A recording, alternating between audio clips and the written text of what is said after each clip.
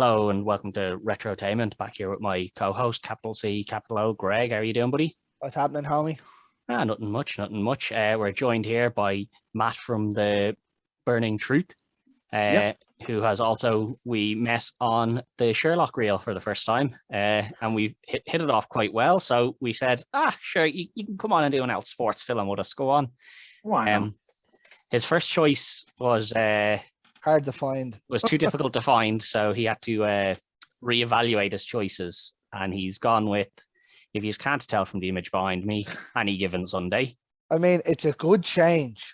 It is, I'm not, I can't judge the original film he picked because I haven't seen it, and it was too difficult to find to actually watch.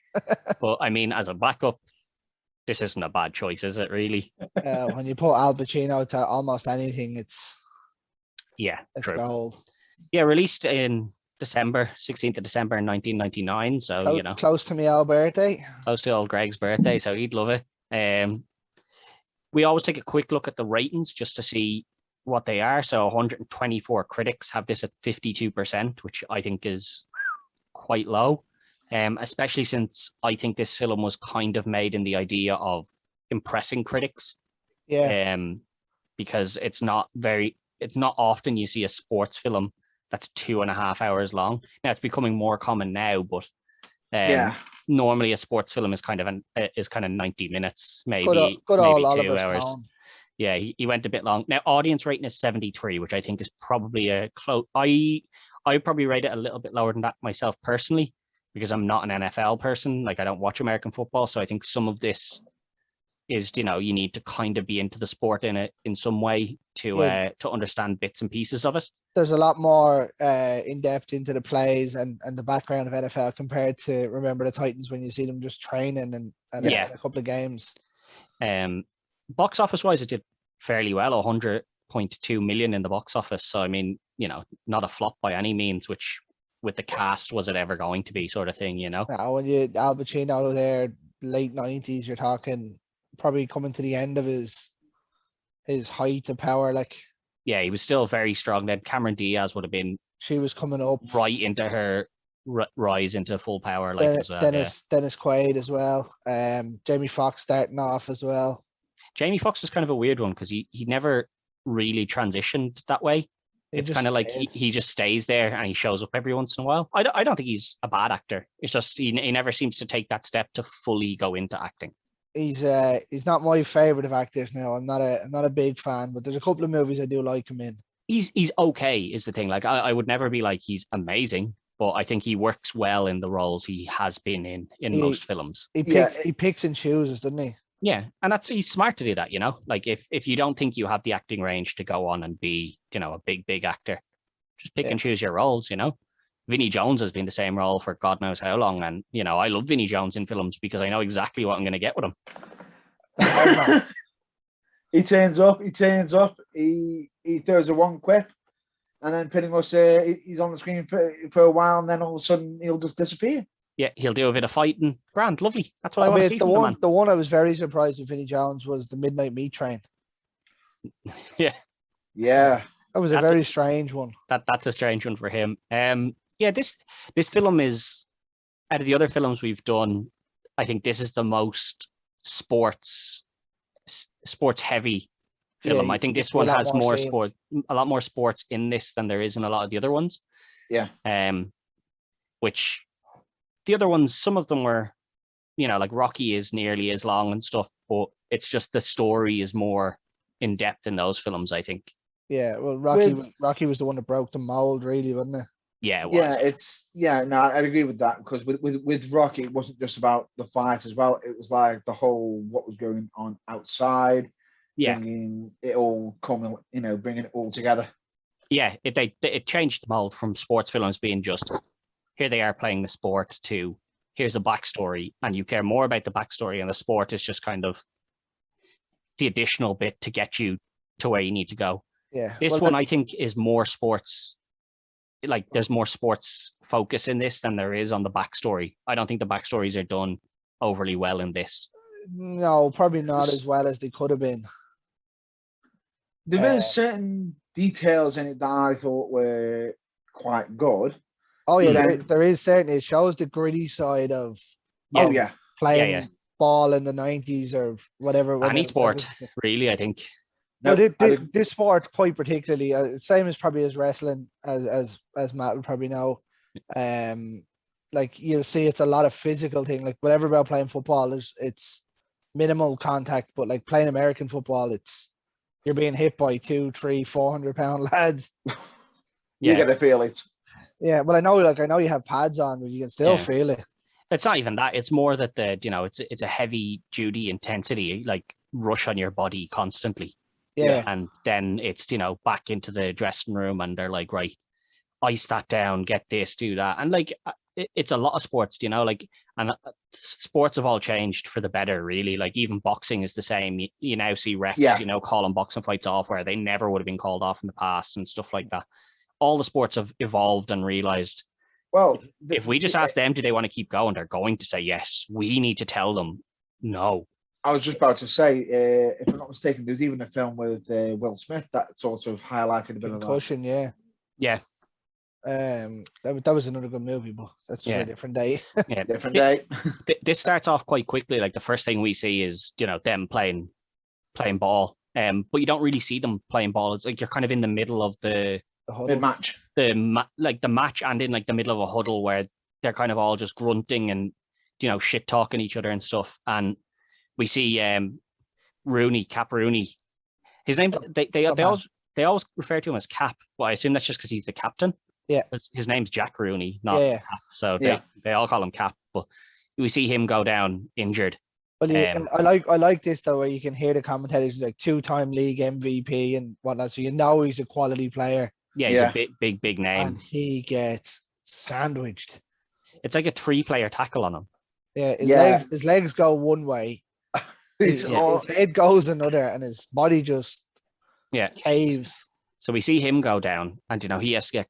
They're kind of like they're talking about putting him on a stretcher, and then they convince him. They're like, "Come on, Cap, you need to walk off." And you're like this again. You're like, just macho stuff. Go on, you gotta walk off, man. It's like maybe as the medical professional, you should not be telling him that. Maybe as the medical professional, you should be going, I think you broke your back. You should probably stay down there. Well, James Woods is brilliant in this as the heart doctor. No, he is. Oh yeah. Well, he's brilliant in everything, nearly. Yeah, but we see him go off, and then they bring on their. I just realised I've unintentionally got a link with the original pick as well. Yes. James Woods. Yeah, James Woods is in both there. But we see the second quarterback come on, and he goes out pretty quick as well.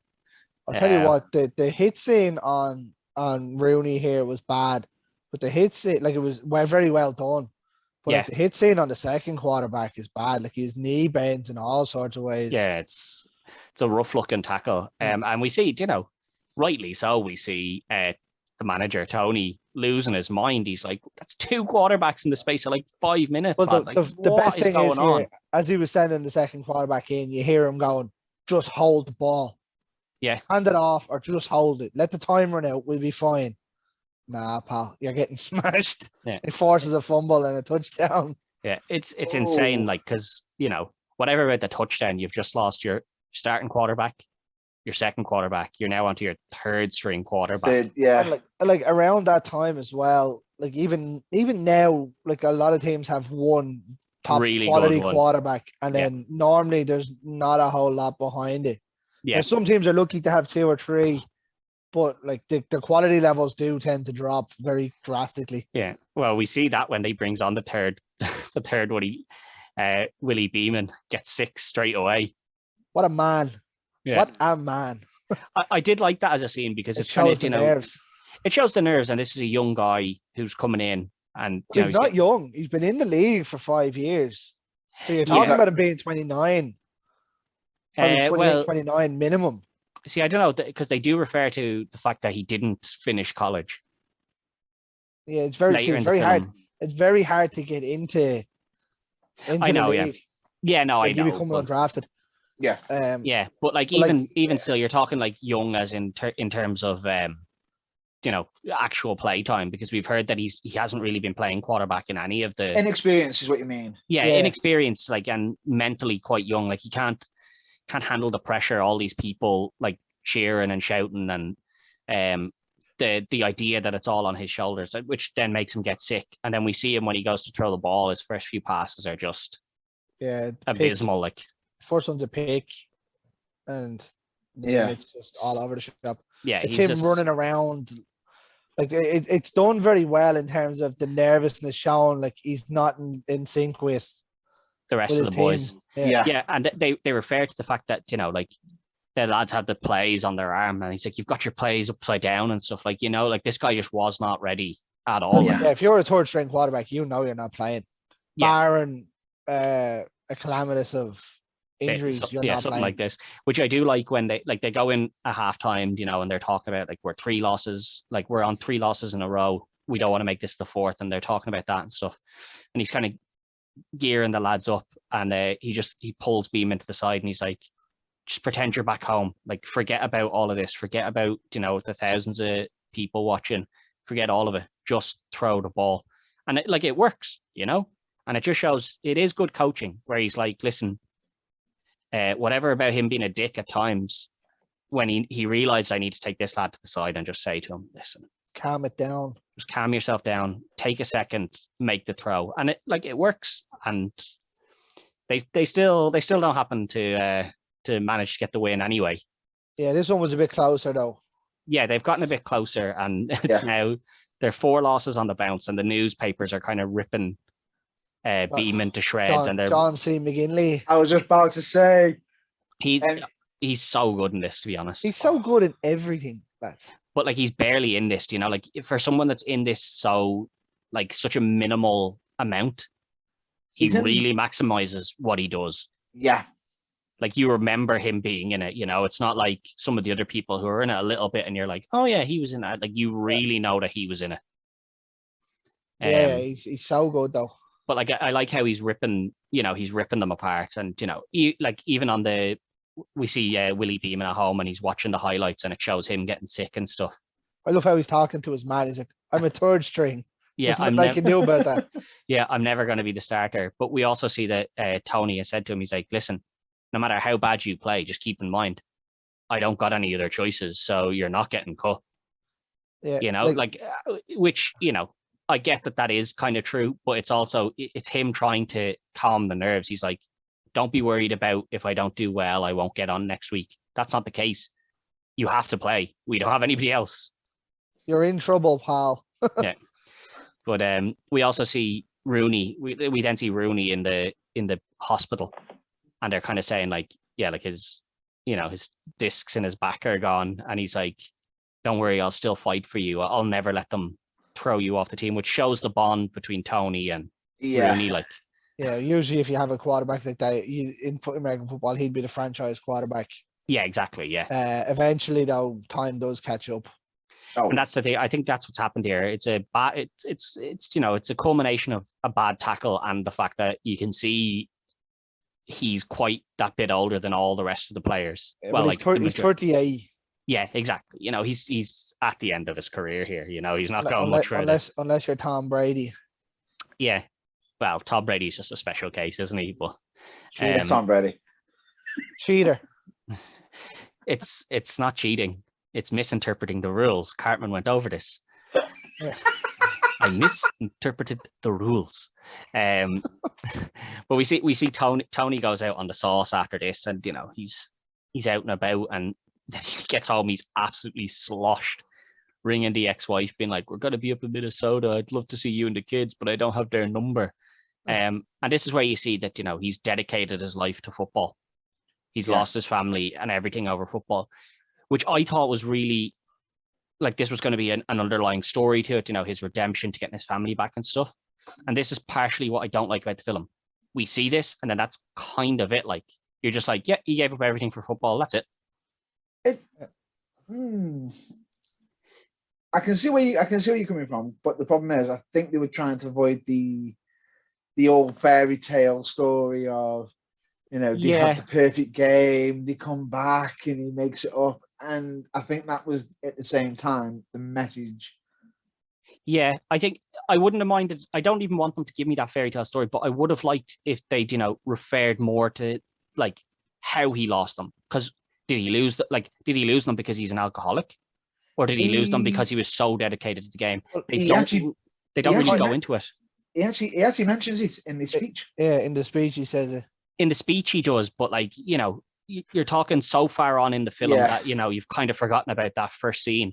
Yeah. I just think that they don't really build the story of he gave up, like that, and they mention quite a few times about the original owner of the club, and they're like, he gave up everything, he died because of the club and all this, and they mention how, you know, it ruined his life and stuff, and I think that's meant to be the story that's going along with Tony here. Yeah, I don't think they did it very well, and I think that's why critics have marked it down quite heavily. I think that the underlying story, they don't really focus enough on that underlying story. I'd say a lot of those critics could have marked it down as well. If, like yourself, you're not into American football, you know what I mean? It's very, very American football heavy in this.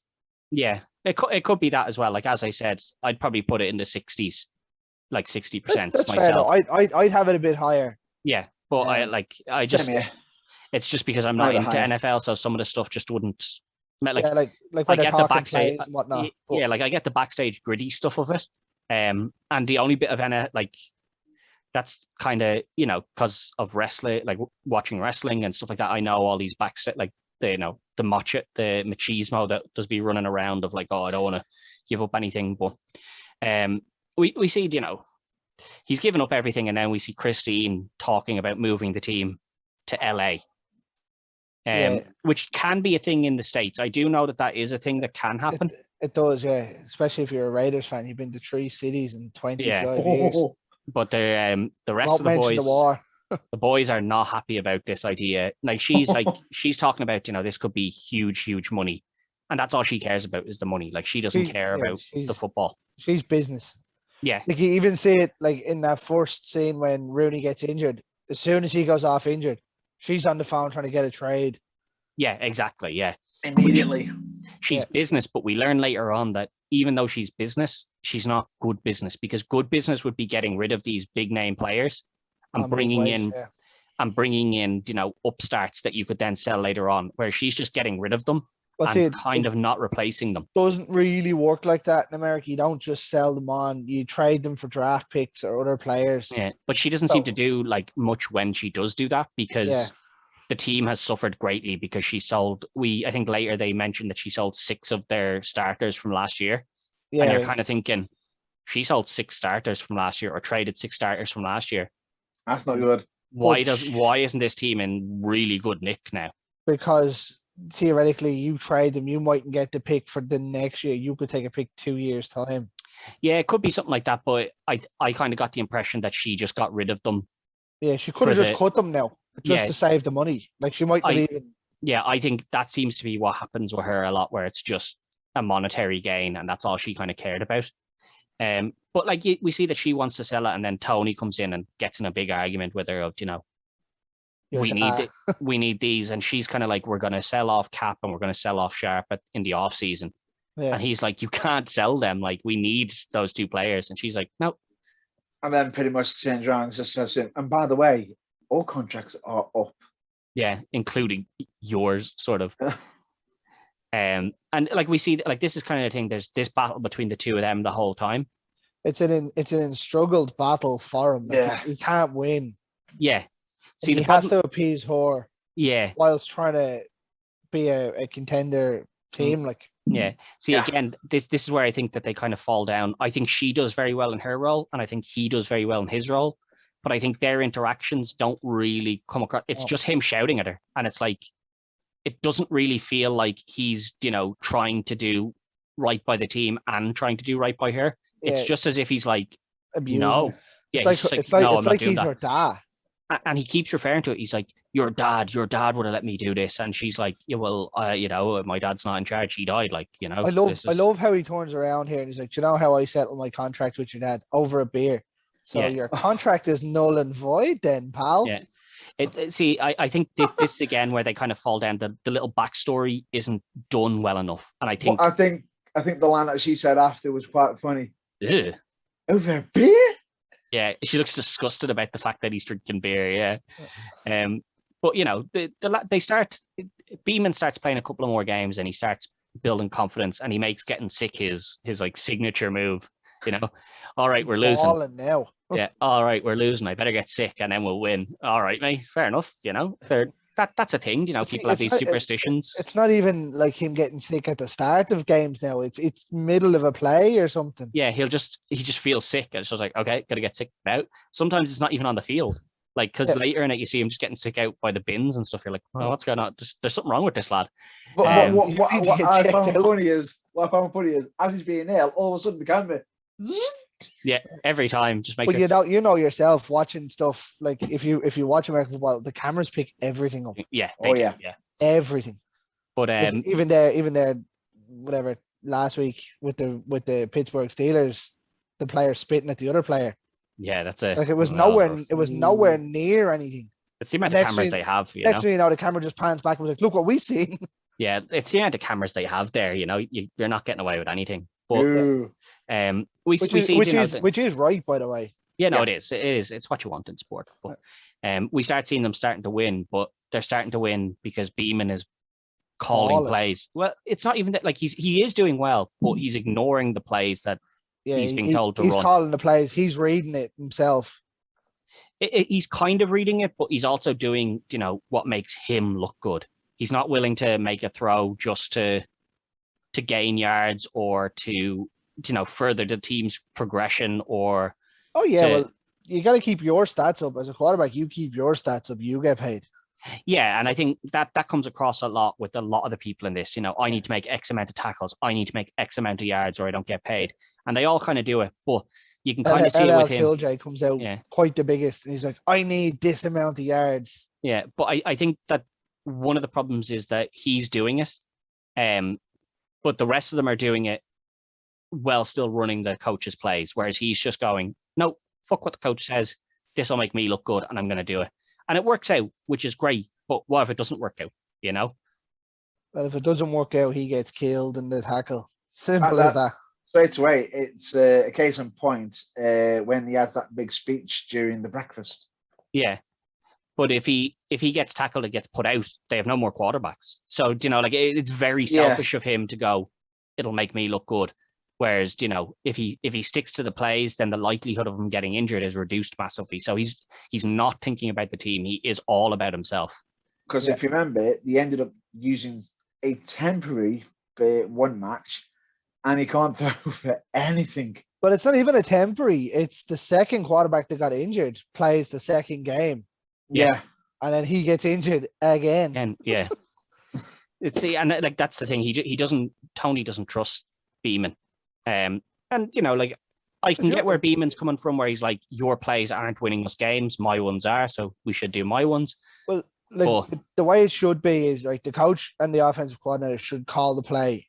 Yeah. But the quarterback should have the option to call an audible at the line. If he sees something he doesn't like, he can change it. Yeah, but that's the thing. He's not even doing it. He shouldn't be doing it every game. His every game, and he's a third pick. Yeah. His aren't even audibles because they walk in, they get into the huddle, and before anything has been done, he's like, "We're not doing that play." I must say, I do like how they do it in this. Like this is obviously set in the 90s, and like this is when the headphones and the helmets came out. Well, not forced, but thing like you can see him, and he's like this. And he's struggling to hear because obviously the mics aren't great. Great, yeah. And he's like, yeah. And then he's like, no, I'm just not doing that. Yeah, just not going to do it. But, they start winning and then they go to this big, corporate sort of party. And this is where we see, the boys club now. Yeah, this is real, we're superstars sort of cracked, like the lads in the bathroom cheating on the wives, doing cocaine and all. And it's, this is typical, 90s rock star, superstar stuff, the man that looks like one of the Road Warriors. He has some life, doesn't he? Boogeyman. Yeah. It's the Boogeyman. What do you mean it's the Boogeyman? The Boogeyman from wrestling. Legitimately, that's the Boogeyman. The white guy? Yeah. That's the Boogeyman. Is it? Yeah. He looks fucking huge in this. He's huge in it, isn't he? Yeah. The one who brought in an alligator in the show? Yeah, that's the Boogeyman. Yeah. Is it? Yeah. Deadly. And I'd say the paint was a tribute to the Road Warriors. I'd say he did that himself. But they're at this big corporate party, and this is where we see Beeman's like girlfriend is there, and all the other kind of the wags are like, oh, if you're not a wife, it doesn't count, and like they're really like they're proper horrible to her. Yeah. Oh yeah. See, some of them are horrible, except one of them who reaches out and shakes her hand, and then nothing comes from that. Well, it doesn't last much longer, but yeah, because they're horrible to her again, and then it cuts to the scene that the lads, taking cocaine and smoking cigars and all this crack, and then some other girl. Willie isn't there. No, but we do see Willie is off talking to like this group of girls, which she seems kind of annoyed about, and then when he's getting his picture taken with the mayor, I think it is. She tries to stand beside him, and she just kind of gets moved to the side, and he doesn't, try to pull her back in. And we're starting to see it get into his head here, where he's like, "I'm the big superstar here." This is brilliant on how they done this, though. It shows what a little bit of fame or a little bit of confidence can do to a player. Yeah, it's a piece of advice I got given ages ago, which is confidence. Confidence is good. Cockiness is dangerous. Sometimes you need a bit of arrogance, though. You need the arrogance, but it's having the arrogance on the field is fine. It's when you're at home with your friends and family. It's kind of like you don't need to be the arrogant guy now. You're with your friends and family here, dude. Yeah, like it ends nearly the next scene, though. Yeah, but the only scene in between that really matters is we see Crozier saying to Christine, "It's me or Tony next season. Like, you brought me in to be offensive." Like Aaron Eckhart. Yeah, and he's like, if you're gonna stick with Tony, like, I'm gone next season. Like, I'm not sticking around. And this is where we see she is just like, yeah, I'm just gonna get rid of him. Like, he's not in her plans either. Even though he's a legend to that team, You look at that, though. You bring in an offensive coordinator to modernize the sport or to modernize your team, and you still have the same dinosaur calls. Yeah. Run the ball, throw it. Yeah. None of trick plays. Like there's the game where you see him really getting involved. He's like, there's wide open space to dump it out, and he just won't do it. Yeah.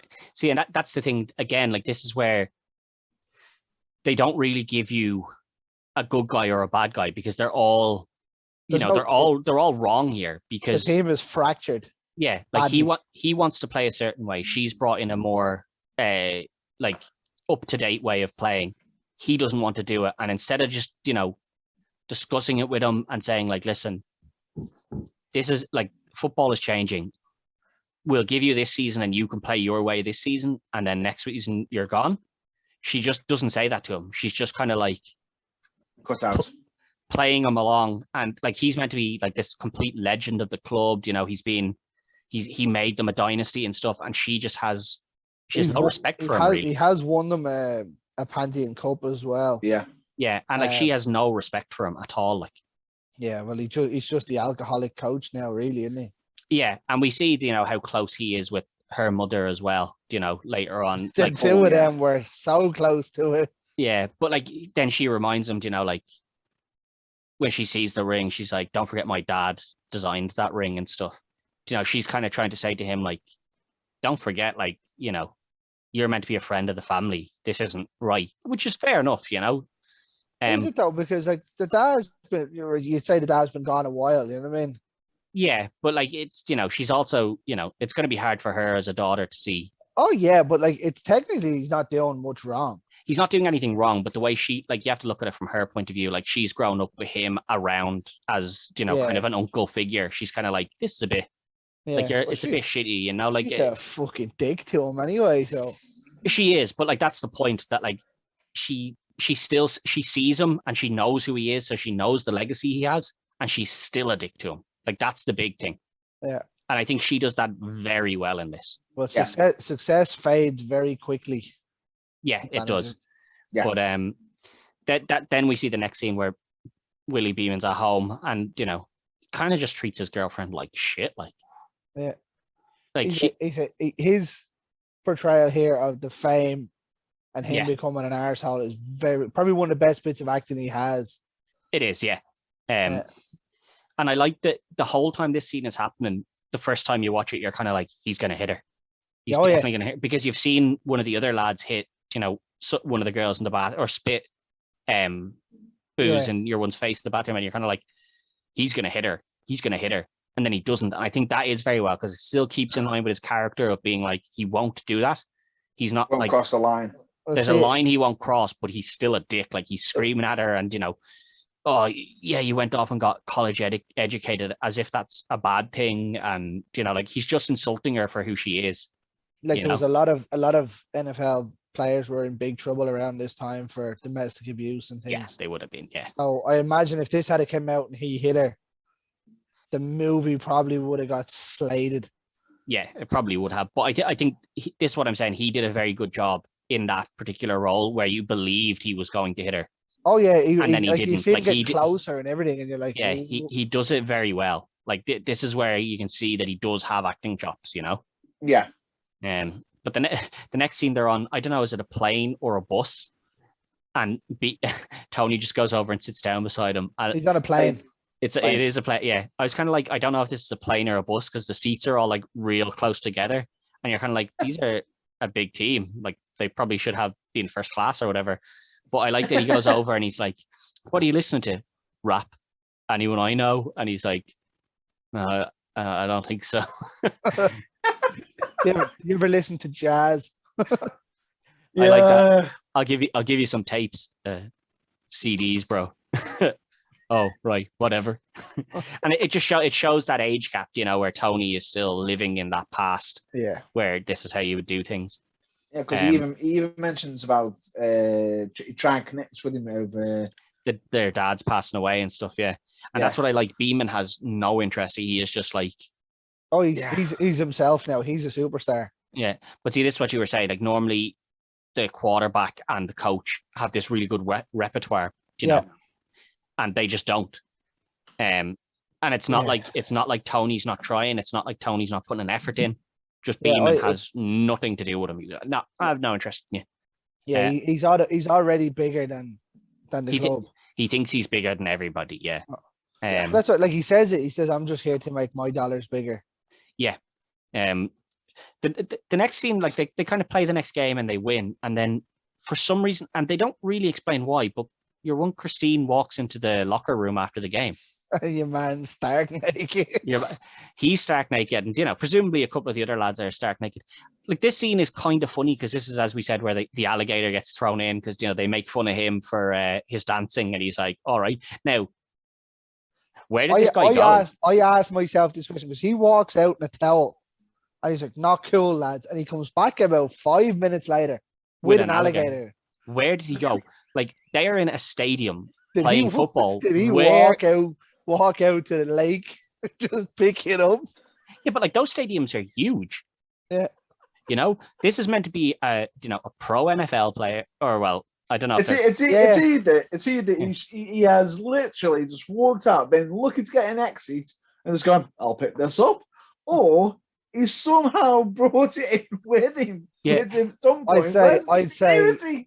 I'd say like at them type of things, there was probably like a mini zoo or something there. Yeah, it has to have been something like that because I'm thinking those stadiums, if people haven't been into like an NFL stadium, like American stadiums are huge, and you're a superstar, so you're going to walk out, you're in a towel. People are going to want to stop you for autographs. This guy comes back within kind of 5 minutes. So you're talking, he has 2.5 minutes to get out, get back, and pick up an alligator somewhere. So in American football, there are certain positions when you're a superstar.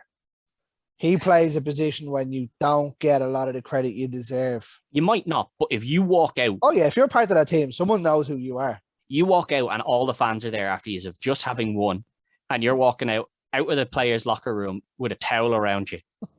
You have 2.5 minutes to go get out, get through that stadium, through the crowd, get an alligator, get back, and throw it at the lads. The real question is how do you get past the groupies? Exactly. And see, this is my point. He has an alligator in his hand. On the way back, yes. On the way back? How do you get past right then, lads, I'll put it this way. He might have a python with him. I'm not sure. There's no way he's running, though. Like, there's no way he's running because all he has is the towel, So you're kind of like... He doesn't look like he could run too far anyway. I'm kind of like, does this lad just have an alligator that he just brings around with him? And I like all Jake the Snake on it. Yeah, all the lads panic, which is perfect because of course you would panic. Like, someone had just thrown an alligator in. Well, it's so funny because he comes in, he's like, "Yeah, eat this, lad." He slides. What I love here is that's probably a real alligator, right? Yeah. Now there was obviously probably no one in that shower when he slid it in, but like the alligator just slides nicely along. Actually, there was a few extras in it. Oh, was there? There's a few people in there. There's a few people in there. There was actually a few extras because they had to catch some of the footwork, and luckily enough, it was some trainers who were. Yeah, that's what I was gonna say. It was gonna be alligator trainers or something that were in there. No. Well, they weren't gonna have any of the stars in. What I meant. Just some random guy. Here, he's only gonna stand in there with that alligator. He's only a 4-footer. He's grand, like. No, but can you imagine? Oh, he goes from the main stars here to take this alligator. But he like that. I think that scene works very well, and I think that shows the the machismo of they made fun of me, right? Well, I'm gonna scare them and stuff. Her coming in just makes no sense because she doesn't come in for anything. She comes in for him. She comes in for Willie.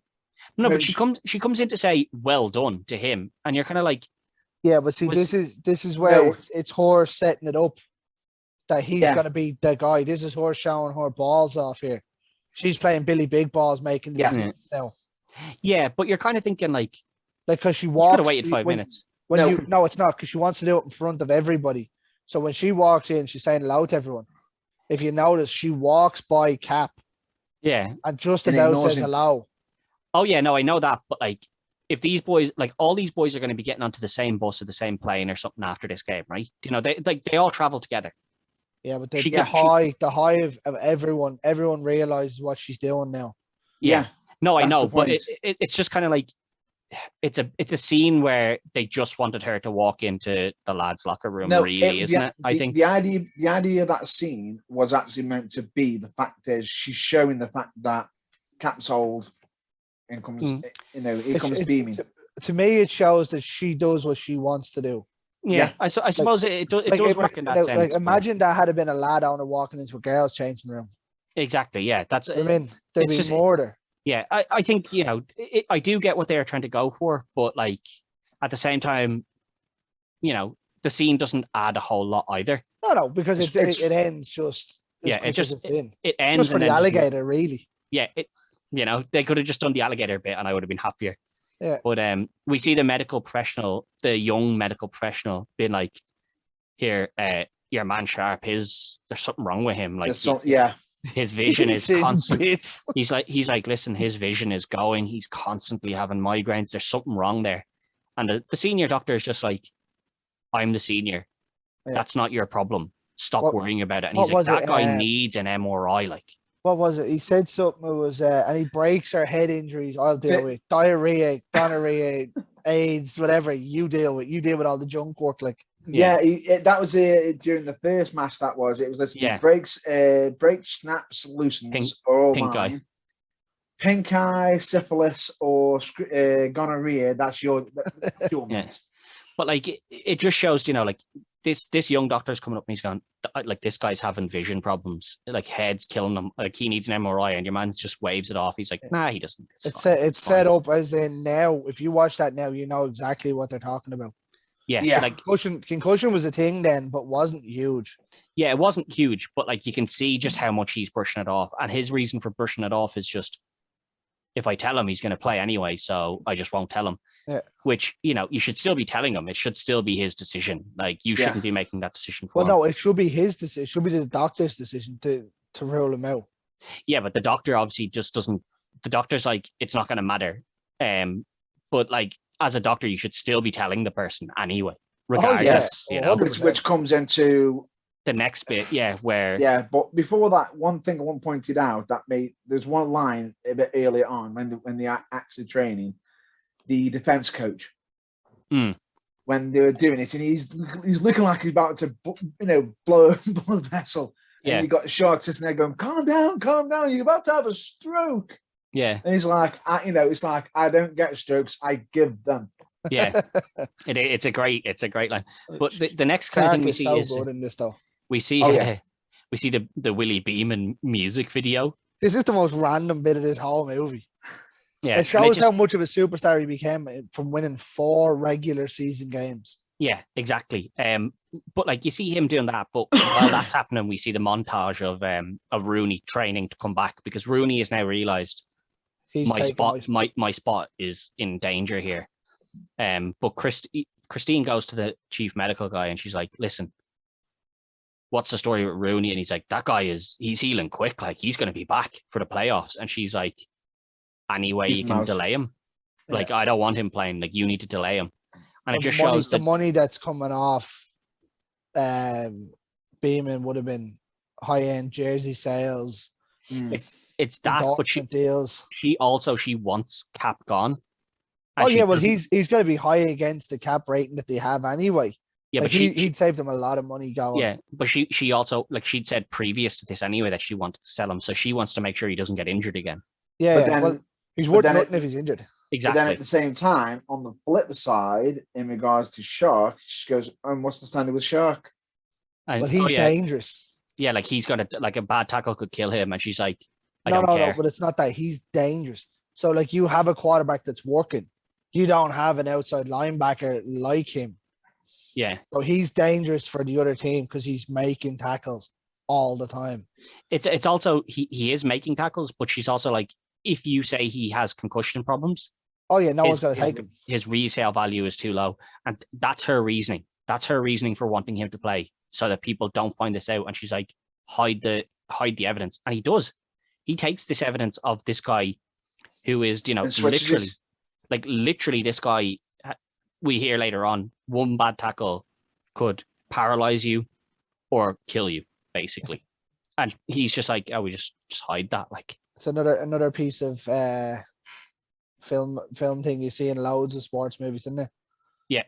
No, yeah. Don't do it again, or yeah, you'll die, like, basically. But it just shows where her priorities are. She's like, I don't care about these people. Like, these are just pieces on a chessboard to me. They're not people. Here is the doctor then has turned around and says, well, like, I can do it, but I have some kind of remorse, and then he just doesn't at all. Like, he says he has some remorse or some conscience. And then she convinces him. She's like, if we don't do it, he doesn't make his money, and then how's he going to feed his 4 kids? And you're thinking, I mean, he's been a top star for quite a number of years. I'm pretty sure the guy can probably feed his 4 kids for the next little while. Especially the way that Tony has talked about him when she said she was cutting him. She said he changed the way linebacking was done. Yeah, he's been around. He's going to be paid. Yeah, he's going to be around. You know, like he's been around. Like he's had money. You know. Yeah, like he's at the end of his career anyway. Yeah, exactly. But we then see like we know that she's doing this to try and make as much money as she can. But Tony has invited Beeman around to his house, and I like this. You know, Beeman's been told to bring flowers. Which, and I love this because this is the sort of, you know, banter between teammates. Oh yeah, you better bring flowers. He loves flowers because it's such a minor joke, you know. It doesn't cause anybody, like, it causes you a little bit of embarrassment, you know. That's it. Like, it's no offense to anybody. You know, I've shown up with flowers to this man's house. Now, I don't think he would. Based on Tony's house, the guy had plants everywhere. I was kind of like, yeah, this guy probably does like flowers. Like, look at the state of his house. There's plants everywhere. Puts them in the freezer now. Flower in the freezer. Yeah, that's right. That I'll never forget, because like, where'd you put the flowers? All of a sudden, you see me go straight in. It's like, yeah. But you know, it's the sort of thing, like, it's not that big a deal. And this is where he gives him the speech of, you know, it's not all about you. It's about the legacy you leave. And Beeman is like, nah, forget that. I don't want to leave a legacy. I don't want to be like you, looking at all these trophies on a wall. And I believe the terminology, I was about to say, the terminology was, I don't want to be just looking at the wall, looking at some ghosts. Yeah, exactly. But like, he's, you know, he wants to live in the now, and he's like, I want to be remembered forever. And that's kind of what Tony's saying to him. He's like, to be remembered forever, you got to be kind of a ghost, you know. Your ghost needs to be remembered, whereas Beeman just doesn't seem to get that. He's just like, I want to be remembered now. Yeah, he's living the now. Yeah. But at the same time, while that's all happening, what I thought was a nice, interesting little touch is the fact that you got little clips of another film. Yeah. The Chariots of Fire. No, it's not Chariots of Fire. It's Ben-Hur. Oh, Ben-Hur. Yeah, so you can see Kirk Douglas in it.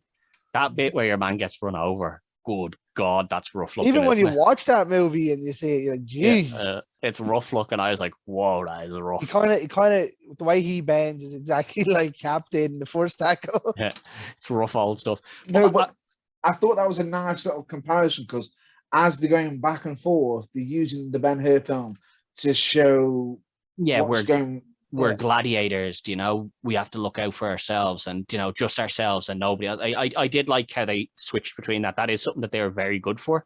Yeah, Oliver Stone's very good in terms of using other things to get points across. Yeah, but I think when they kind of discuss this, they're both the same thing. Like, I want to be infamous. Like, I want to be remembered forever.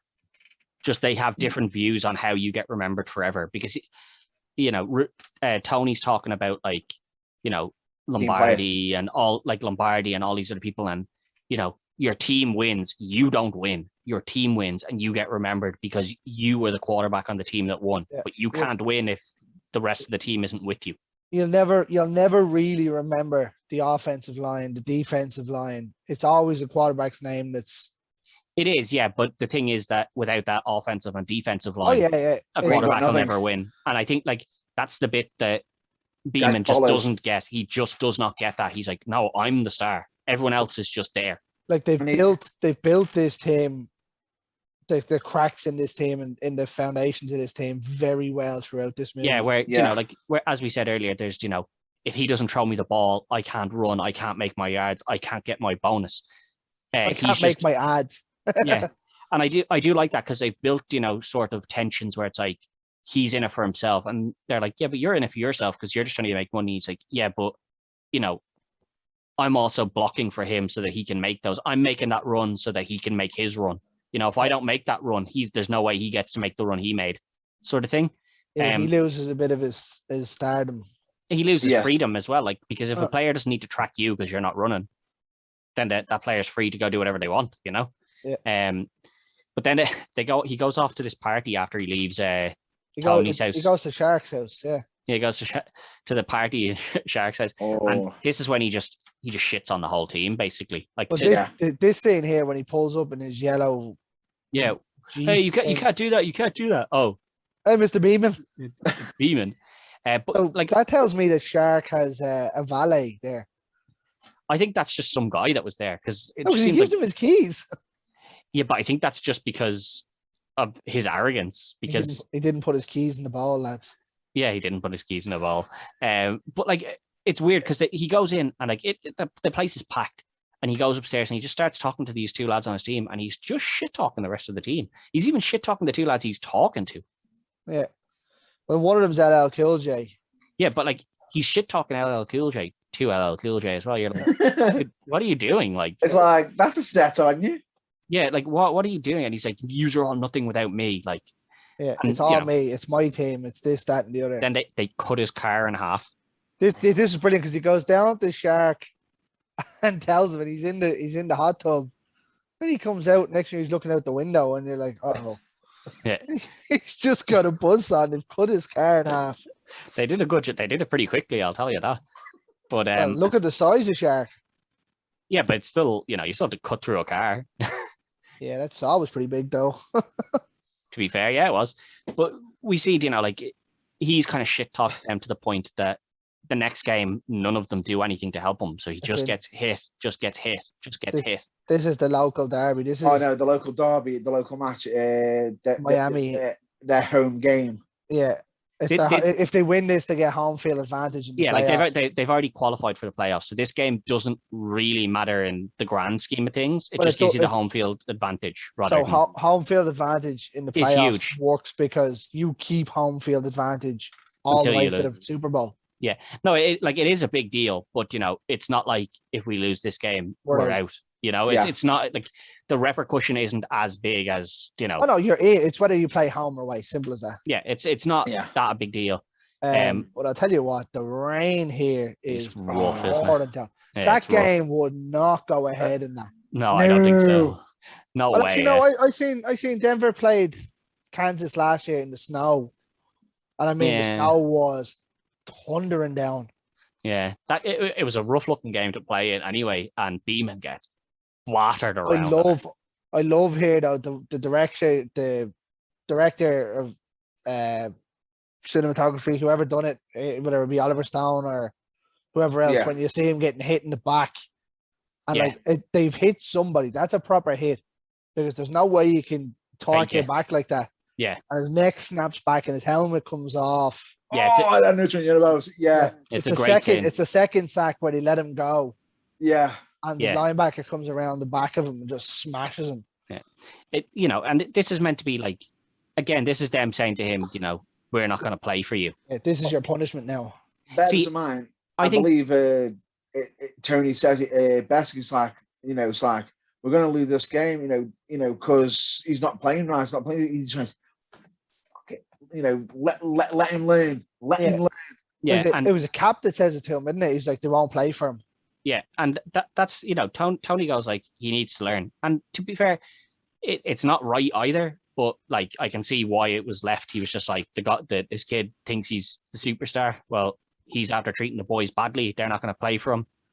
Well, so, they've already figured then that they have Cap back for the next game anyway. Yeah. Now, so if he got banged up, he's banged up. It's grand. Yeah. The thing is here that this is meant to be, in a lot of films, this would be like the redemption. Here, we let you get hit all these times, and now you've learned your lesson. Yeah. But that's not even the case, because we see him like in the steam room and stuff, and he's talking to Shark. Yeah. He's talking to Shark, and then they're in the shower. I'm about to say the shower. They're in the shower. Sorry, he's in the shower, and he's like, "Why didn't you block for me?" And he just gets knocked out like.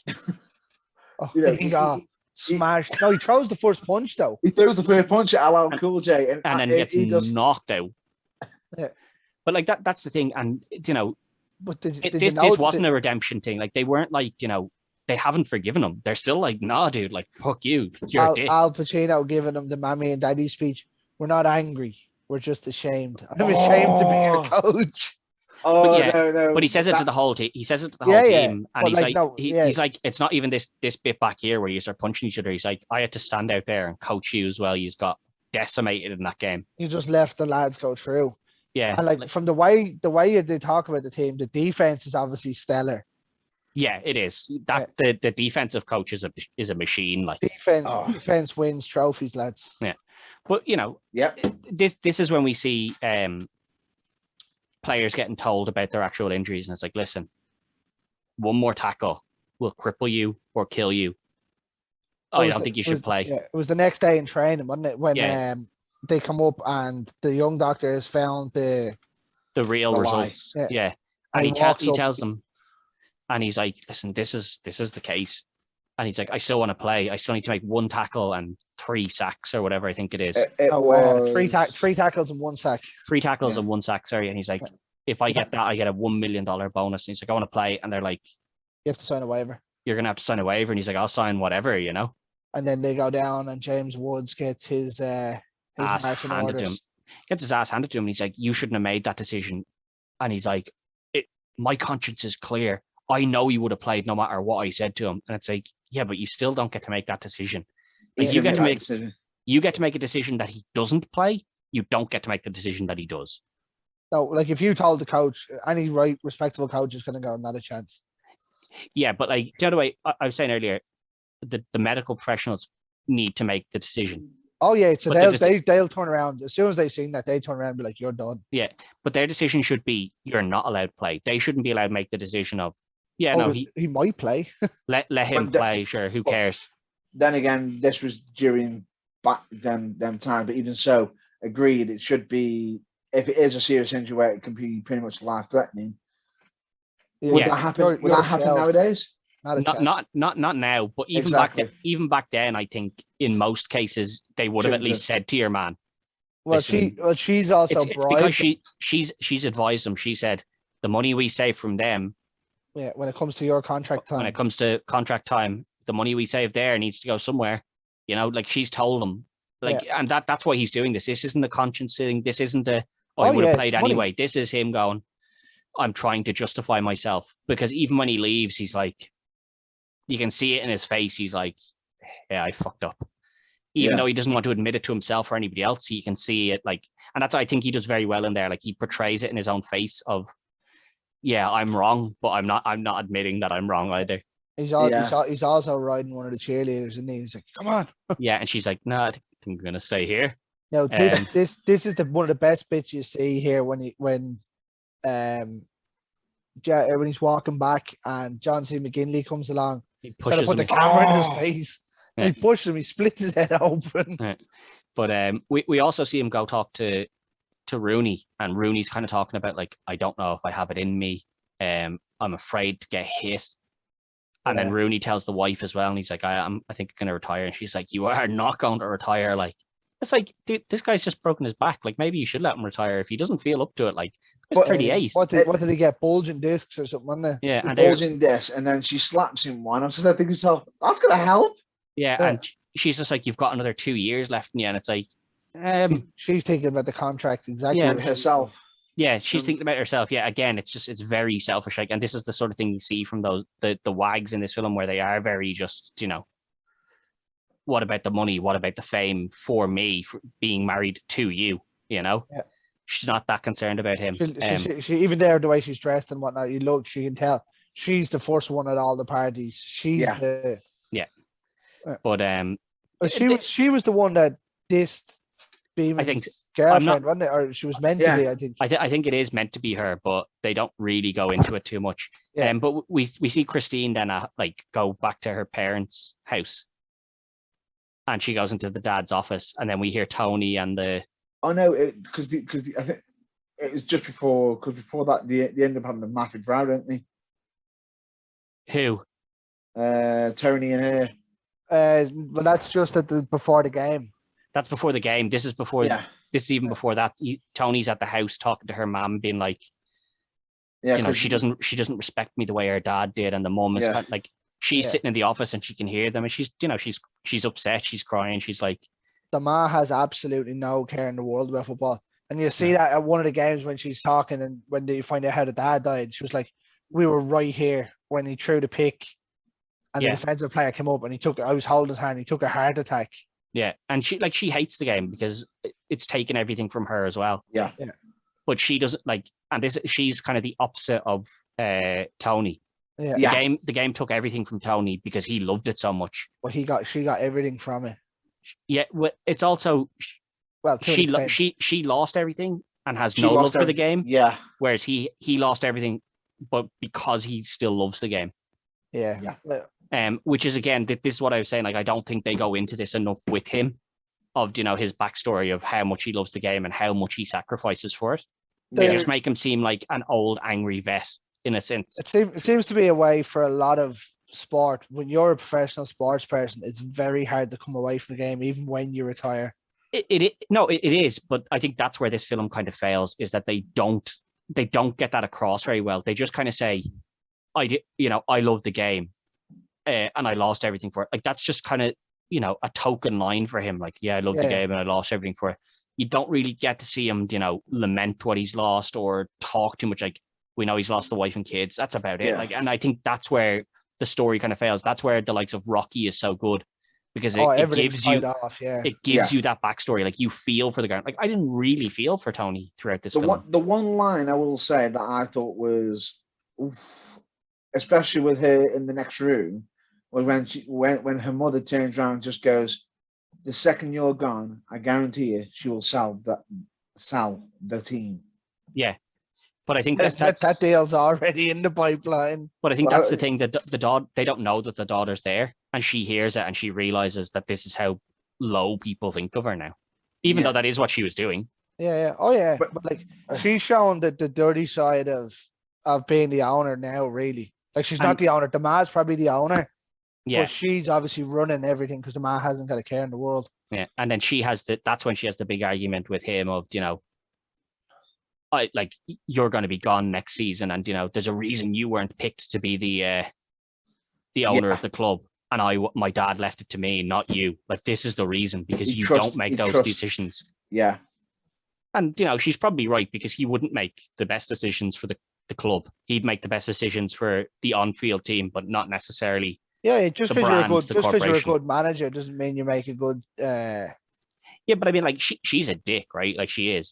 There's no two ways about it. But as a corporation, she makes a lot of very good moves in here. Like, for shareholders and for the corporate business. She does a lot that is right that he never would. Like even just saying that as being a player or manager doesn't make you a good thing. Like for me, like I'm obviously a Denver Broncos fan. John Elway is probably the best quarterback the Broncos have ever had, and he went on to be basically the chief executive officer. Yeah, and he made so many bad decisions. Yeah, it doesn't bad translate. Drafts, bad deals, but now he's kind of made a move, and it seems to be going in the right direction. It just shows that sometimes, just because you were that good, doesn't mean you're the right person. Yeah, exactly. You can be good at one thing, and then sit there and think to yourself, "I'm on top of the world. I know what I'm doing. I'm doing this. I'm doing that." But then you've got to sit there and think, "Hang on, you've got the tools for that side, so you can probably sympathise with certain players and everything, but you're not used to the corporate side." Yeah, and that's the thing. Like Cap Rooney did need to be sold, but his loyalty to the players would never have let him sell Rooney. Yeah. Whereas the correct decision for the team is to sell that guy, or to trade him. You'd get what you'd get. Yeah, you wouldn't even get loads. Well, see, the thing is that they still looked like they were going to get first and second round picks from. There's that's another thing. Like you wouldn't. There's no chance. No, I know. In reality, you wouldn't. But in the film, they're talking that's what they would get. So that would tell you that for him to get a first and second pick for a 38-year-old, you're saying he is going to be the best quarterback in the league. I know, yeah, and that's probably that's where the film's a little bit fantastical, but that's what they're saying. That's not to say that he's not. Like a 2-time league MVP is going to be. You're going to be. Yeah, but that's the thing. Like she's making these calls because she's like, this is what's best for the future. He just cares about the now. I thought you were going to say the line then. What's best for business? Yeah, it is like it is best for business as well. Like that is what was best for business for her, like that company. But like we see the next kind of scene we see is the big speech, the speech, the one that everybody knows, the inches speech, and like. Before we came on, you two boys were saying how much you love this speech. You are obviously into American football. The speech didn't really hit for me, to be honest. No, not really. No, fair enough. It's probably because I have no real understanding of American football. He's talking about you got to run for every inch, you got to fight for every inch. I was just kind of like, yeah, it's fine. It's a decent speech. I can see how it would rile the boys up. It's the 6 inches in front of your face. The fact that it's meant to. What I didn't like is that this one speech is meant to have changed Willie Beeman's outlook on everything. That wasn't the speech that I don't think it was. I think it was the look to your left, look to your right, look in their eyes. It's the guy who's willing to go that inch with you. Yeah, but that's all one big long speech. It's all part of that one speech. Yeah. That's all one speech. I don't see why that would change Willie Beeman's view on. I think it's like with the way that speech starts, it actually addresses the fact that the team is broken. Yeah, he's like, this team is broken. We're in hell. He's trying to do something. He's like, to be fair, like we're one game away. We're 60 minutes away. I can see why it would work to rile up the players, but like you two boys think it's a really great speech. I was kind of like, it's an okay speech. There's no it doesn't really hit to me. I was kind of like.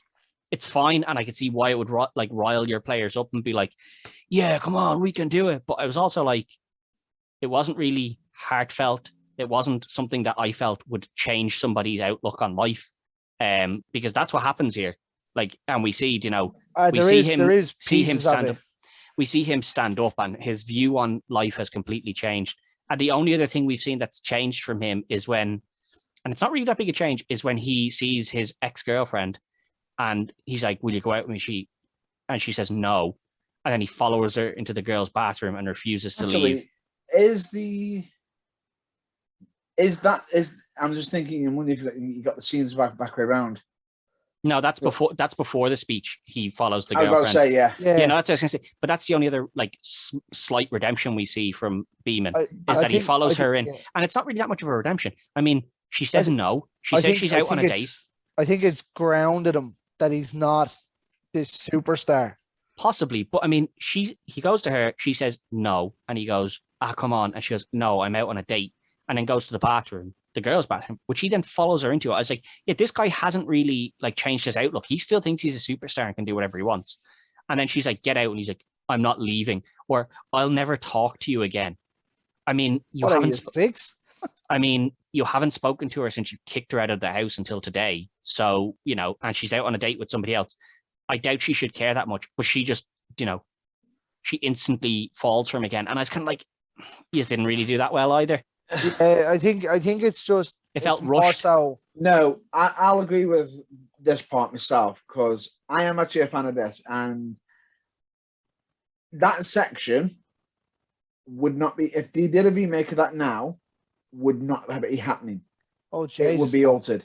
No, but it's the fact that it's rushed. It's like he sees her in this pub or club or whatever it is, and then she instantly, even if he doesn't follow her to the toilet or whatever, but it's just like this instant. She just gives, like, she forgives him, and you're like, it's a bit rushed, isn't it? Well, like they did say they were together for ages as well. Yeah, but I mean, they had a really nasty breakup. It was a nasty breakup to the point where it looked like he was going to hit her. Like, yeah, you know, it's a nasty breakup, and then you hear nothing about them. Yeah, and you hear nothing about them, you know, being in contact or anything after that. It's just like that was where they cut ties, and then it's like, I'm not going to speak to you again. You're like, there's something that doesn't. There's also something else that doesn't add up, right? So when they're breaking up, he turns around and says, "I don't want my kids near you." No, I don't want. He says he doesn't want her being like near his kids. No, to be the mother, like around him, kids in the future. Because then there's a scene when he's at a party and he's holding his child. He's holding his kid in one of them. I'm like, possibly. Where the fuck did that come from? Yeah, Greg is right, because he actually says on it, the actual line is, "I don't want you near my kids." So when she's at the party, she says they're together for 6 or 7 years. Yeah. Right? But that baby's only new. So maybe there was a misplaced word in there and it should have been 6 or 7 months. No, I think it is meant to be that they're together, because they're meant to have got together when he was still in college. All right, so then he's cheated on her, or they broke up for a little while and he had a kid with someone else. Either he's holding a kid in that next scene after they break up. Yeah, I don't really know, but like it's just that I don't think that's his kid. I think that he's holding that. Is that he's not holding that kid in that scene with Cap Rooney where they're doing an advertisement? I don't think that's his kid. That's a kid. It's not his kid. It's just kid. I don't think that's just his kid. I think the thing about when he says he doesn't want her around kids, I think he means in the future. I think that's just badly written. But the whole point is that she forgives him like instantly after this nasty breakup. And I just think that was a bit rushed. And then we get like, that's his only small redemption scene. Then we get to this speech from Tony, and it's just like, it moves him so much. And I'm like, I love here when you see like some of the players, and he one of them is literally like he's coked out. He's like, yeah, he's like, full on tranced. Yeah, but like all the other players have been, you know, kind of his players for a couple of years and stuff like that. You know, you kind of get the feeling that they all respected Tony, whereas Beeman has had no respect for Tony. And then this small speech, I didn't feel like when I listened to this speech, I wasn't like, that was a heartfelt, gut-wrenching speech enough that it would turn somebody who didn't like you and disrespected you massively for the whole film to being like, I respect this guy. I actually have this speech saved on my YouTube thing. maybe that's just me, but I just feel that they rush his redemption. I actually agree with you. You probably don't get into the speech because you're not a massive NFL fan, are you? No, I don't watch NFL at all. I'm not the biggest NFL fan, but I know enough. I know enough to get by with the rules, and possibly it's possibly that I feel that the speech isn't heartfelt and emotional enough to warrant somebody who just like, if you just dislike somebody and think their way of viewing things is so bullshit that you storm out of their house and tell them that you don't respect them at all. And then you hear that speech. Was that heartfelt enough for you to feel the only thing I can think of that made him change his mind is the fact that he delves into his own life and he's like, I've pissed away all my money. I've kicked away everyone that has ever loved me for it. Yeah, the only thing I can think of. But they don't really go into that either. No, you know, that again, they don't go into that. Agreed, but at the same time, he also doesn't just credit the speech to his turnover as well. No, he doesn't. But you see him stand up during the speech and walk walks forward. up. You know, like, and Yeah. that's the national, like, that's the national sign of this I'm speech getting has this moved thing. me. Oh, this has hooked me in. And I just feel that they rushed that. Like, this is a 2.5-hour film, and somehow the redemption arc is rushed massively, you know. And I just didn't like that. But they go out and they play this game. Cap starts, they score a touchdown. You know, and things are kind of, it's a bit unrealistic. The other team score a touchdown, they score a touchdown, they score another touchdown, the other team scores a touchdown, and it's there's a lot of touchdowns being scored here. No, it can be. I know there can be, but I don't think, like, they weren't even halfway through the game and it was already like 34-25 or something. Well, the game there, the Vikings and thing was 28 all at halftime, didn't I? Yeah, something like that. But this is meant to be craziness. But is that normal?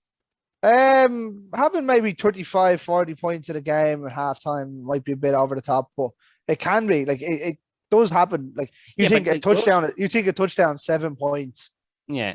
But like, you can have a game of football where it can be 3-0 at halftime, but I mean, that doesn't happen that often either. Oh yeah, you know? Like that's my kind of point. Like, this is just like all their other games have finished, like, you know, like, they're meant to have this monster defense, and yet the other team has scored like 20 something points on them, like easily. The best way I can think of that one is, like, for me there, when Super Bowl 48 was the Broncos and the Seahawks. Broncos had the best defense in the league, or best offense in the league. Yeah. And we scored 3 points in that Super Bowl, or 6 points in that Super Bowl. Yeah. I know, I got blown out 48-6. I know things can go that way, but it just seemed like, you know, they really just wanted to amp up he scores, we score, they score. Yeah. It was meant to be, because this was meant to be technically the last game that we actually get to see. Yeah. As on the screen. But we see Cap make this. What a touchdown that was. Cap takes a play out of Beeman's book and just runs it. But he had nothing. Like, what I like here is where you see there was nothing on. He drops back in the pocket and everything gets closed down really quickly. So he just sees the big hole. Yeah. What I like is when he's running, it like goes in close up to his face. It doesn't look like he's running that fast. Yeah, you know. But I love when it comes back out and you see him. He's looking around. He sees the crowd. Yeah. And it goes to that scene and it like cuts into different parts. And it's like it just hollows in, and then he just jumps. Like, technically, it was a foul because he stood on the back of somebody. Yeah, but I do like, you know, like, he scores this try that Beeman has scored. But what a hit though! He's too old to score it. You know, he takes the hit, gets the touchdown, but like, that's him done. I love it though. You can see it in his face. He knows that this hit is coming and this is it now. Yeah, and then when you see him get up, just that he's wincing. He's bollocks. He's knackered. He's like, no, I'm done here. But they get back. They get back in at halftime anyway, and, you know, Cap is in the trainer's room, and he kind of says to Tony, he's like, I'm done. Like, no, well, he says he can go back in first. He says he can go back in, and Tony's like, "You were a warrior. It's done." He's like, "You're done. Like this is the end for you." Like, and this is him not caring about winning. It's him as a person. He goes back out, he gets killed. Well, not killed, but yeah. But like, this is something that Tony has kind of been saying the whole time. He's like, it's not about winning. You know, you do need to look after yourself as well. You know, yeah. You need to survive as well. And then he goes out and he tells Beeman, he's like, listen, you're going to be in. And then Beeman's just like, that half from Cap was the most inspiring thing I've ever seen. Like, he was so good. And I'm like, what was it? I learned more in that half than watching Cap than I have in 5 years. Yeah, and here's kind of like, dude, like, again, very rushed. You know, that's the bit, like, a 2.5 hour film and you're rushing the end. I think it's to do with, like, obviously they're not going to show you the full half, but it's to show his control. Yeah. Of controlling the line, controlling the ball. Oh no, it's not that Cap doesn't do well. It's just that, you know.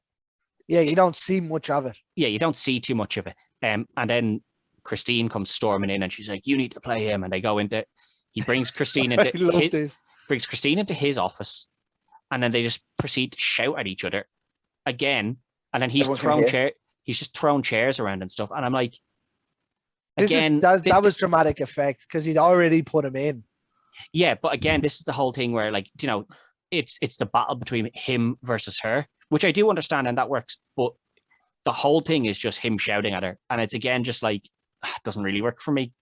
You know, No, just but him at the same just time, I think the part is the fact that when it was a father didn't come down and tell Yeah, him how He, to say, coach he the says that an team. awful lot. And Yeah, he's like, yeah, he uh, never told me what to do. Or yeah, no, he does, and he makes that point a lot. But like, it's just like instead of ever being, you know, diplomatic in any way, he just shouts at her all the time. You know, but like there Yeah. is, I can no kind wonder of she wants to understand. fire I him. can kind of understand that in a way as well. I Like, can as well, but no wonder she wants to fire you. She works in the office upstairs. She shouldn't be coming down trying to make football decisions. No, she Just shouldn't. because it's better financially. No, she shouldn't. But no wonder she wants to fire you, dude. You just Oh. all you do is scream in her face He's about how he's her already dad been was bad. told. He's already been told he's gone.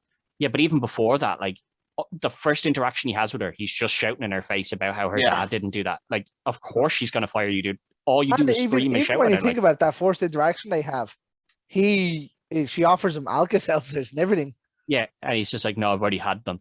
Like, I already he's Would like, have had 4 tea of for those. breakfast. yeah, but you know, then Willie comes in and he's like, he's already put me in. And He's this like, just shows yeah. again, this is just him being like sticking up for his coach now. You know, he's like, oh, he's actually already made that decision. So they go out and, you know, they start playing again. Willie throws an interception with his first pass. Yeah, and you know, like I do like that because it shows, you know, that there is He's not he's not invincible. There is flaws there, and it could go wrong. I will say, lads, that gold jersey is the most ugly looking jersey I've ever yeah, seen in my life. Yeah, it's not great, is it? Oh, But- it's bad. You know, like they start playing the game, and like I know it's really well. So I remember sitting there looking at you, my eyes are burning. My eyes are burning.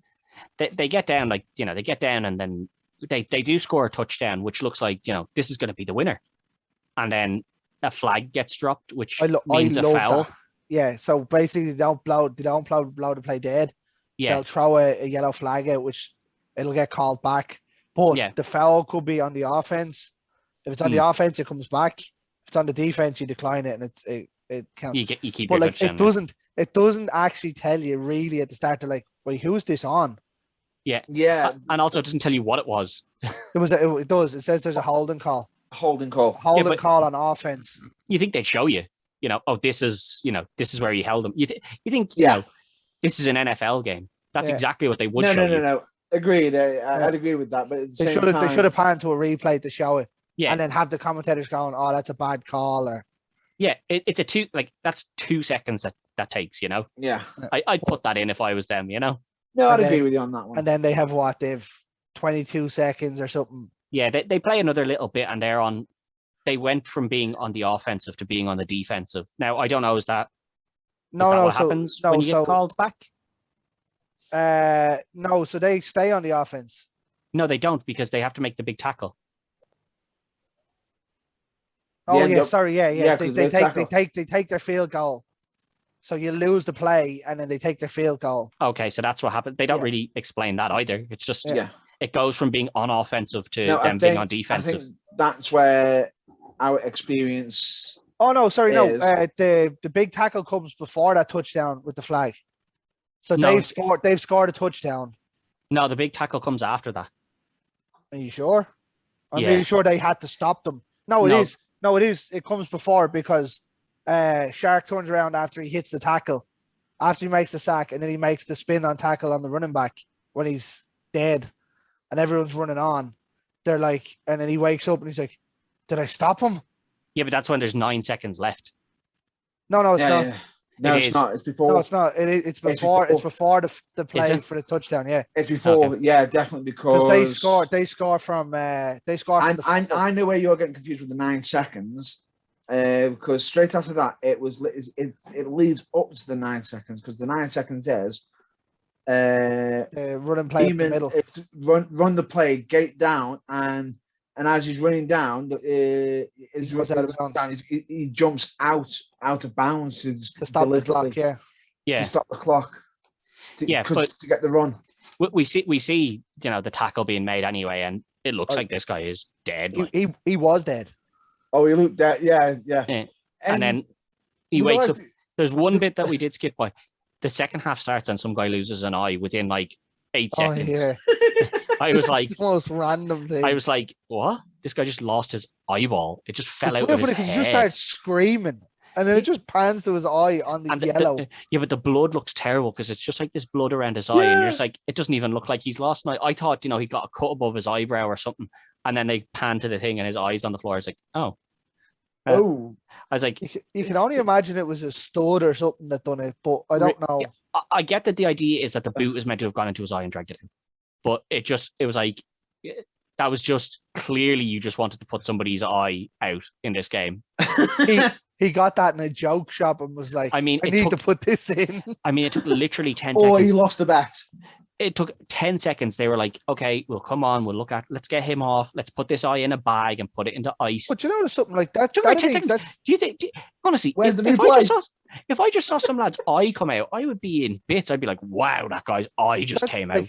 None of them cared. That's None of them. Trauma, right? That's blunt force trauma for the person that had it. And they just pick him up and start walking him out. Like, put him on a card. But nobody, like, none of the rest of the lads that were playing, none of his teammates, none of the lads that he's against are like, whoa, that guy just lost an eye. Like, because someone had to kick him in the face. If I kicked someone in the face and their fucking eye came out, I would be there's no way I'd be able to play on. I'd be like, I just squish. Yeah, but there's no way you'd be able to play on. You'd be like, I just kicked the guy's eye out. Like, there's no way you'd be able to keep playing. But they're all just like, yeah, that lad just lost his eye. It's grand. It was definitely Shark.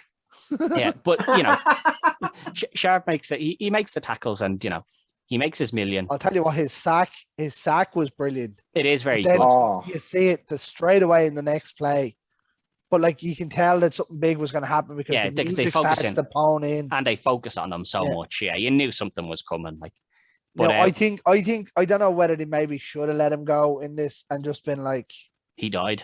Yeah.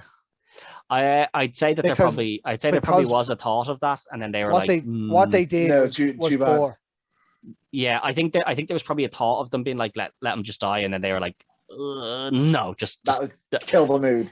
Yeah, it'll kill the mood of the game. Just because if he dies, there's no way they're gonna let the game play on if that guy just died. Like, no, but like it just shows the sun starting to come out, and he just wakes up. You're like, stop him.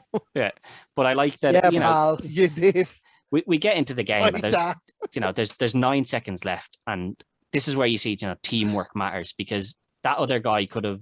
There's 3 seconds left, and it's like he's so close to to scoring the touchdown. It's like, but he was going to be stopped. Yeah, but if he's selfish and plays for himself, he goes for that touchdown. I think I don't know if he does or not, because there's 2 blocking the corner. All he's going is going to get straight out of play. Yeah, but if he's a selfish player and he's only thinking about himself, he's thinking about getting his name in the headlines. But like, he's got his yards as well now as well. No, but that's the point. Had that been Beeman, like from a couple of games ago, Beeman goes for it and they lose the game. And this is what Tony's telling him the whole time. He's like, you don't have to be the superstar. Anyone can be it. You'll still be remembered. What I love about this is where you see your man go, yeah, I'm not going to make that touchdown. I'm going to stop the clock. The team can win if I step out of bounds. So he steps out of bounds. It just shows, what maturity in the team. Yeah. Like the play here where he goes over and he's talking to Tony, and he's like, "Did you like that?" I'm like, "No, made me sick every time." And then I think that was his way of saying, "You call the play here." Yeah. And then they call the play that shouldn't have worked, but it does, because at the same time, because what's so good about it is they're thinking they're playing the coach's play, and the Knights are all there ready for it. It's dropped off, yeah. And because they know all their plays throughout this entire match, and then you've got Beeman just going, "I've got this," and then the sort of hint. The outside run is brilliant. Yeah. But he gets out, and then the little lateral pass was just like, "Yeah, you smart son, bitch." Yeah. But they end up scoring, and big celebrations. They score the touchdown, they win, and you're kind of thinking, "No, they won," and then you're like, "Hang on." It had to be Beeman that got it though, didn't it? Yeah, but like they score, and you're like, "Oh, they won, great!" And then this isn't even the final. This is the first game of the playoffs. This is to get into the quarterfinal. This is to get into the finals. Yeah, this is the basically the equivalent of the AFC, the NFC Championship. Yeah, I was like, this isn't even the biggest game of the season. Into the Super Bowl, yeah. But what a match! What about did they win? It doesn't tell you. Yeah, it does. That's my. actually does. It does. You It see them. actually does. You see the ring and stuff. No, it actually tells you if they win or not. In actual fact, they didn't. It must be after the credits, then, is it? No, it's during. Do you know when he's walking? Is his speech, isn't it? It's just before his speech, actually. When he's talking to Beeman when they're no, it's when he's walking in to get to the podium for the speech. They're literally asking him, blah blah blah. So how it goes? He goes, yeah, we lost. And it was a close game because one of the reporters actually pointed out it was like by a point or something. Yeah, it was really close. So with that, then does that mean the speech that he's talking to Beeman at the end, he's a ghost? No, so before they. That was before that. It's before that. So he talks to Beeman, right? He's talking away to Beeman, and then he walks off, and Beeman like throws the ball, and then goes, my arm's hurting me. Turns around, he's just gone. I was like, quality. Yeah, fuck you. Because this is a kid who's disrespected him the whole time. He's just like, I've given you all the information I can give you. I'm done. Like, kill him. I'm out of here. And then we get, the big final speech where they're at the podium, and Christine has kind of learned. She's like, she's kind of come around a bit in the sense that she's like, we won't move the team to LA. We'll I'll stay be honest here. with you. This bit got me the first time I was watching it. Yeah, she's kind of like, we're going to stay. We're going to keep building the dynasty. And she's like, and thank you to all the, she's kind of come around and, she's realized that it's not all about the money. Like there is a franchise there. There is people that care about the team. Yeah. And she makes that speech. Unlike those Raiders fans. Yeah. Sorry, Carl. But like she's kind of making that speech and she's being quite nice. And then she turns to Tony and she's like, and I'd really like to thank you for everything you've done and what you've taught me about the game and stuff. And she's like, come on up here and make a speech. And he's like, yeah. So he gets up and he's making a speech, and it kind of sounds like a retirement speech. And I like that he does call out the reporter. John C. Riley. Yeah, John C. McGinley. I don't know what his name in the thing is. I can never remember. But he calls him out specifically, and he's like, "You'll be writing about me and stuff." And I go, "Yeah, that's a guy for me." And he's just kind of like he's having a laugh, and it seems like this is a guy who's finally got into himself. He's finally moved on from football, and then he's like, "Yeah, and I've taken a coaching job down in this place," and everyone starts booing immediately. In Mexico. Yeah, I don't know why they all start booing him. I don't understand why they're all booing him. They obviously probably want them to stay on. Yeah, but because he's moving to another town to coach for a rival team, a potential rival team. That's the problem. That's that's why he turns around to her and goes, "See you in the finals." Yeah, I like that. I like that. And then just as he's about to walk off, he gives the final announcement. Oh, and Willie Beeman's going to be coming with me. And then they're like, I thought we had him locked down. I thought we had him locked down. And I liked that there was a bit of foreshadowing in this previously when he's out with his agent, presumably. And his agent is like, she's offered 2 million, but we're not going to sign it. And he's like, what do you mean we're not going to sign it? And he's like, someone will offer more, and then she'll counter offer. So he stops Willie from signing early. And she's like, I thought we had this locked down, but they didn't, because his agent was like, hang on, we'll get a better deal, which he obviously does, to go down to Mexico, apparently. Who don't have an NFL team. Who don't have an NFL team. And even if they did, I don't think they'd have as much money as the likes of Miami, but whatever. No, I think it was just like, a new team that was being brought up. Yeah. But it's a real fuck you from him, but it shows that, after everything, he still, all he cares about is football. He took his star quarterback with him too. Yeah. But it just shows that he's learned, through all of this, after everything he talks about, all the losses he's had, and how he wishes he lived his life differently, just goes and does it again. Sure, he just can't get away from star quarterback. Yeah, but he just can't get away from the game. Here he had the chance to retire, a legend of Miami, and live out the rest of his life as a hero in this Miami team. But let's be saying, I know you don't really watch NFL, but there's not a whole lot of loyalty in NFL.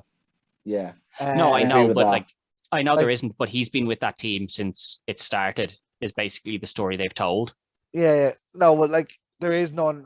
Players move all over the place. Yeah. Bill Belichick, they traded to get him as a manager.